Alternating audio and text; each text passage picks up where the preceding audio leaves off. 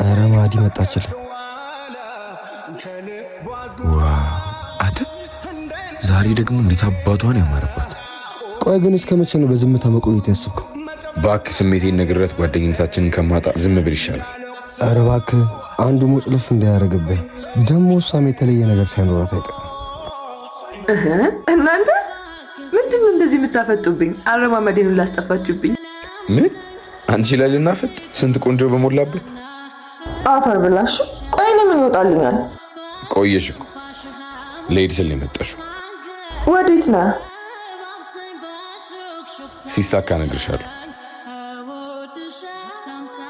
እንዴ ወዴት ነው? ቆንጆ ጭቅ ጠብሷል። የምርህን ነው? የምር ካላመሽ ነው በጀርባ ላሳይሽ።